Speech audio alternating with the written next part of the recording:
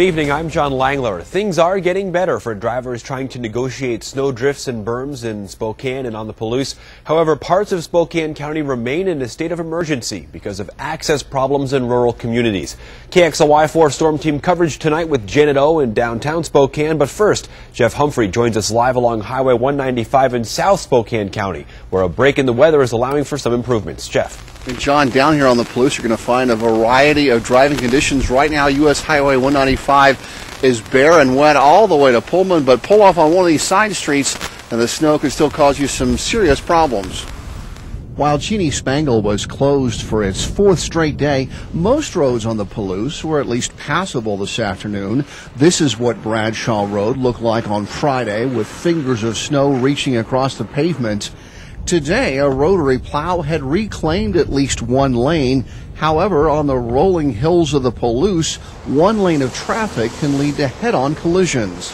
What we want to do is to get into those primary arterials and emergency routes, widen those to 2 lanes, maybe even more than that, so there's some room on the shoulders, but that's a monumental effort. When we were out here on the Palouse on Friday, it was much colder and the snow behaved like sugar, getting pushed around by the wind.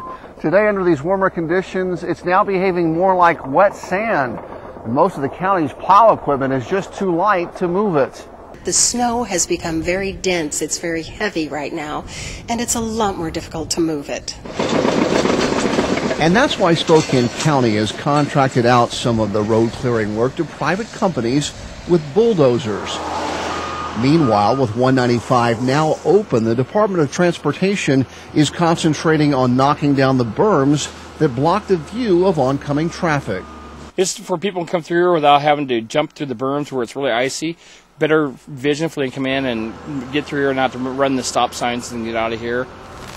Emergency management officials are now turning their attention to some incoming rain and how that might increase the weight of snow that's already on your roof. They got a couple of good tips.